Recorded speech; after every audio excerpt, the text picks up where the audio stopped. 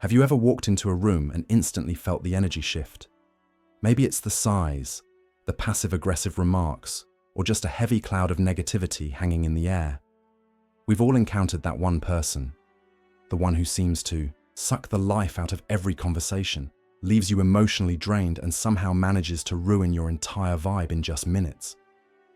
But what if I told you you could be around that person and still walk away with your peace fully intact? Yes, it is possible. And no, it doesn't require years of meditation, cutting people off, or bottling up your emotions. It starts with something much simpler, yet profoundly powerful. A mindset shift rooted in ancient wisdom. A way of thinking that's been practiced for over 2,000 years. I'm talking about Stoic philosophy, a timeless guide to emotional resilience, inner calm, and the art of not letting negativity rule your life. So if you're tired of being thrown off balance by other people's moods, if you want to know how to stay unshaken in the face of toxic energy, keep watching. Because in this video, we're diving deep into how to deal with negative people without losing your peace. Let's face it, dealing with negative people is a part of life. Whether it's a colleague who constantly complains, a family member who always sees the glass half empty, or even that random person on the internet who lives to stir up drama, negativity is everywhere. But here's the truth, you don't have to absorb it. Most of us react emotionally when someone pushes our buttons. We get irritated, offended, or pulled into their energy without even realizing it. But what if you could rise above it all? What if, instead of reacting with frustration, you responded with clarity, calm, and control? That's exactly what Stoicism teaches us. Emotional detachment is not about becoming cold or indifferent. It's about choosing peace over drama. It's about creating a mental boundary that keeps your emotional state separate from someone else's chaos. Imagine this. You're at work. One of your co-workers is in full complaint mode again, grumbling about the manager, the tasks, the weather, life itself. You feel the negativity creeping in. But instead of getting annoyed or pulled into the spiral, you take a breath and remind yourself, this is their storm, not mine.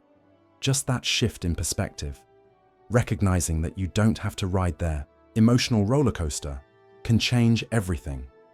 One of the foundational principles of Stoicism is this: you can't control what other people say or do, but you can absolutely control how you respond.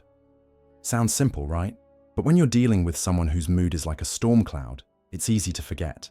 It's tempting to try to fix them, argue with them, or change their mindset. But here's a hard truth. That's not your job. And it's not within your power.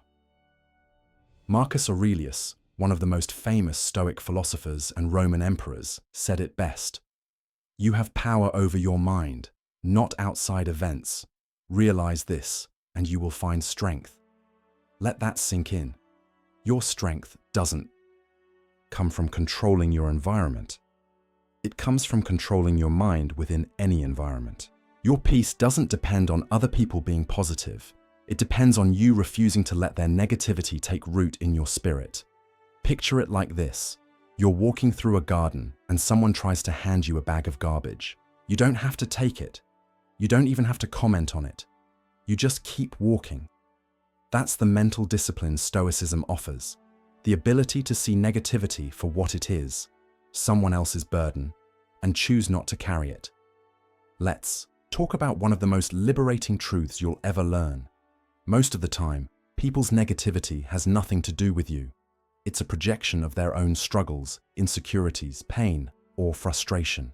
But when we take their comments or behavior personally, we give them power over us. As Epictetus said, it's not what happens to you, but how you react to it that matters. Think about that for a second. You could be doing everything right, showing kindness, being helpful, and someone still lashes out at you. The old you might feel hurt or confused, but the Stoic you step back, you observe, you remind yourself, their reaction is a reflection of them, not a reflection of me. For example, if someone unfairly criticizes you, it might sting at first. But instead of reacting with defensiveness or anger, pause and ask yourself, is this really about me? Or is this about what they're going through? Maybe they're under stress. Maybe they feel threatened. Maybe they don't even realize how their words land. Either way, you have a choice. Let it poison your peace, or let it roll off you like water off a duck's back. That's the power of perspective. When you stop taking negativity personally, you neutralize it. You rob it of its ability to affect your mood. You stay grounded in your own truth, your own values, your own emotional clarity. Here's where it gets even deeper. Stoicism doesn't teach us to be stone cold or uncaring. In fact, it encourages compassion, but with boundaries. Let me explain. There's a difference between compassion and sympathy. Compassion says, I see your pain, I respect your struggle, but I won't let it consume me. Sympathy, on the other hand, often pulls us down into the other person's emotional pit. Stoic compassion is about understanding others without becoming entangled in their emotions. Let's say your friend is going through a hard time and is venting constantly. Instead of absorbing their negativity and letting it affect your day, you can listen with kindness, offer support, but remain rooted in your own emotional stability. Think of it like this. You're standing on the shore and someone is struggling in the water. If you jump in unprepared, you might both drown.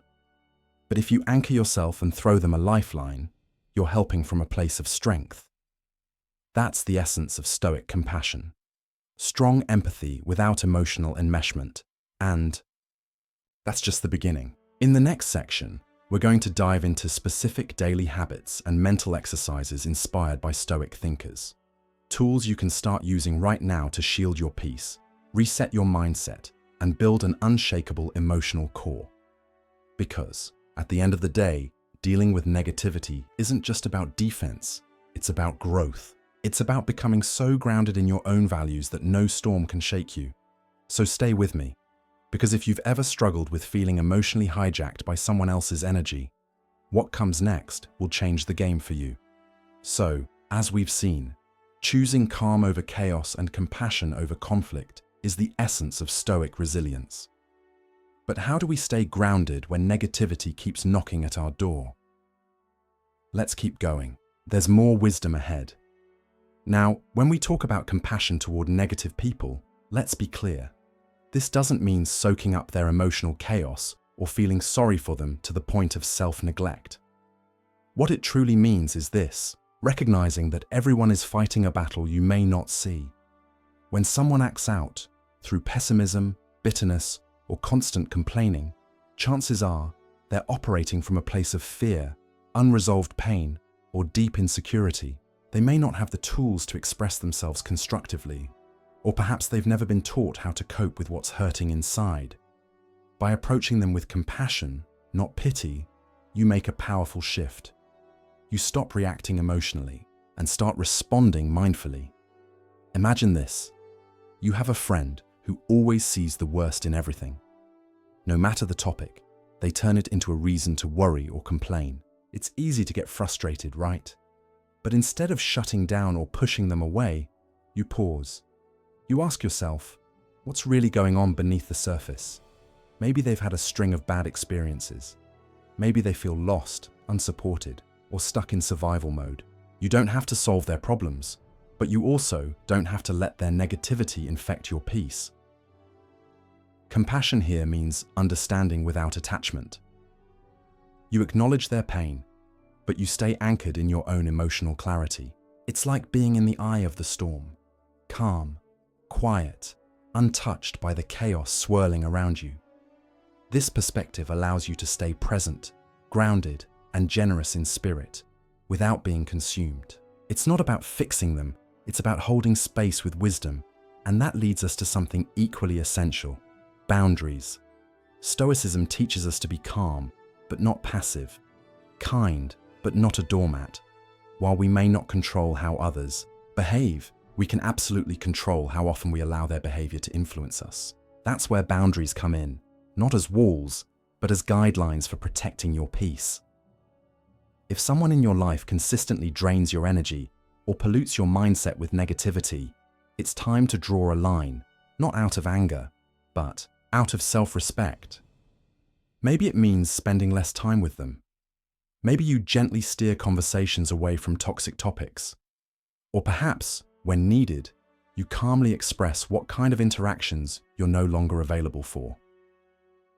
Let's say you have a relative who constantly brings up drama during every family gathering.